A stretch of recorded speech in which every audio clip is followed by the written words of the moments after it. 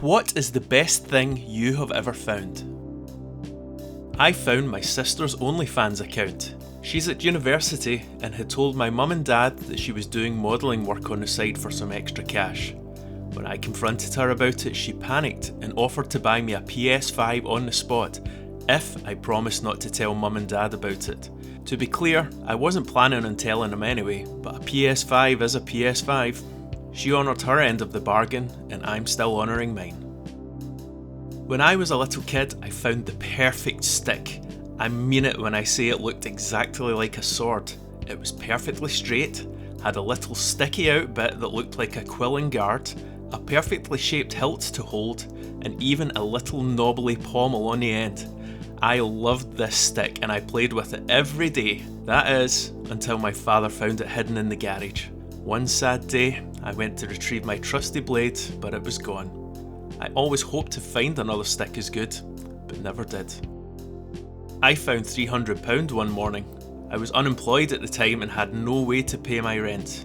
I know I should have handed it in to the police or something, but I really needed it. I was desperate. Once I was back up on my feet and working again, I donated £300 worth of groceries to a food bank. The best thing I ever found was my mother's journals after she died. In life, she had always been a stern, no-nonsense woman. Rarely did she shower praise or even show affection to myself or my older sister. She didn't even cry at my father's funeral. A strong woman. When my mother passed away, we had to sort through her personal belongings, and this is when we unexpectedly came across 2 large boxes filled with journals. Journals spanning her life from her early 20s till just prior to her passing. We spent hours reading through the beautiful things my mother had written about myself and my sister, how she loved us so, how she was proud of us. All the things we felt we never got to hear her say were immortalised on the pages right in front of us. I dearly miss my mother, but I'm enjoying getting to know her all over again. Years ago, whilst on a family vacation, our home was burgled and a large number of things were stolen. We were insured, so managed to replace pretty much everything that had been taken. The things that couldn't be replaced were the more personal belongings. The burglars had taken family heirlooms, ornaments, jewellery, and even photographs. It was heartbreaking, but nobody was hurt, so we counted our blessings. A few years later, I was shopping in a local charity shop, and in a box of random books I came across something familiar. Our family photograph album with all the photographs still inside. I explained the situation to the shop worker and he agreed to let me take the album home free of charge. As far as I know, the burglars were never found, but it was nice to get that little something back. I found that I could dislocate my shoulder if I leaned on it a certain way. It didn't hurt, but I'd have to go to the emergency room to have it put back in. I used to use this to avoid school tests and events. I haven't attempted it for years and I have to constantly avoid the temptation to see if I can still do it. A few years ago I came home from work to find my boyfriend had left me. He was a deadbeat who refused to get a job, so I was better off without him, but he took our dog Driscoll. I loved that dog like a child, but because my ex was registered as the legal owner, there was nothing I could do. I had nothing to remember Driscoll by, until recently when my garden was being renovated and the workers started digging up all the toys that Driscoll had buried. The best find was his name tag, which now sits pride of place on my mantelpiece. When I was a teenager during the 90s, I found a gym bag full of nudie mags in the woods. Why was it always in the woods? I hid the gym bag in a different part of the woods and every day after school I'd go and look at them.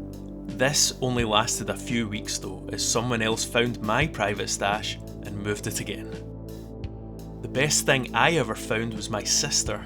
I should start by mentioning I was put up for adoption at birth, so growing up I never knew any biological family. My son bought me a DNA test for Christmas last year, which resulted in me finding out I have a twin sister. We made contact and now we speak most days, either on the phone or in video calls. In 2 months, we will be meeting up for the first time on our birthday. I found an old hand grenade when I was a kid. Ironically, my friends and I were playing at Soldiers when I saw a funny looking rock in the burn and picked it up. I remember it being really heavy, but I just figured it was some sort of ornament made to look like a grenade, not an actual grenade. We even threw it against a wall a few times. It makes me shudder remembering that. When I got home, I showed my dad my cool new toy, and before I knew what was happening, the street had been evacuated by police. The grenade was destroyed in a controlled explosion, and because not much happens in our small town, I was branded a hero in the local newspaper and even got to appear on the news. I am a professional sports therapist.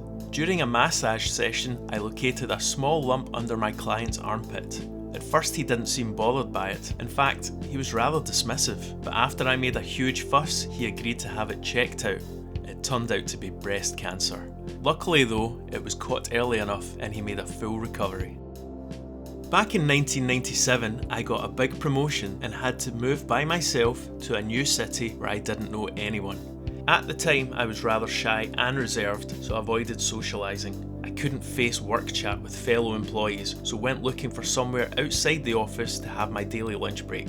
I found a great little family-owned cafe where I ended up having lunch every day without needing to interact with work colleagues. The decor reminded me of back home and there was just a friendly vibe to the place. The same waitress served me almost every day and eventually we got talking and became very good friends. I married that girl a few years later and we have 2 beautiful children together. We're expecting our first grandchild in a couple of months. I can't imagine how my life would have turned out had I never found that cafe. My first job out of school was operating a garbage truck. My job was to collect the bags at the side of the road and throw them into the back. Anyway, one morning I was performing my usual routine when the bag I had picked up moved. Occasionally you would get rats in garbage bags, but this just felt different. That's when I heard a kitten cry. I ripped open the bag and gently scooped up the tiny kitten that had been left to die. The authorities were contacted, but I doubt anything was done. As for the kitten, his name is Biggie, after rapper Biggie Smalls, and he's still with me today. Best thing I ever found. I found a forgotten time capsule under the floorboards of the house I was renovating. Inside were a number of children's items including a small Sweet Secrets doll, a Polly Pocket set, a number of loose Panini Barbie and gem stickers, some pin badges, some very out-of-date sweets, and a sealed letter from whoever created the collection. I put everything back into the biscuit tin they were found in, and then put that into an aluminium flight case I used to use for my camera equipment. The case went back under the floorboards, where hopefully it will be rediscovered in another 40 years or so. Has anyone else ever found a list of celebrity phone numbers? I doubt it. I used to fix up old PCs and I would regularly buy up used hard drives from eBay. I always made a point of checking to see if anything was on them before using them. You would be surprised how many people don't format their files properly. This one time, one of the drives had a Word document that had a list of UK-based celebrities and their alleged phone numbers. One night, while drinking with friends at home, we decided to phone them. Some numbers weren't recognised, and some went straight to answer machine. But I'm pretty sure for a brief moment I spoke to Neil Buchanan from Art Attack.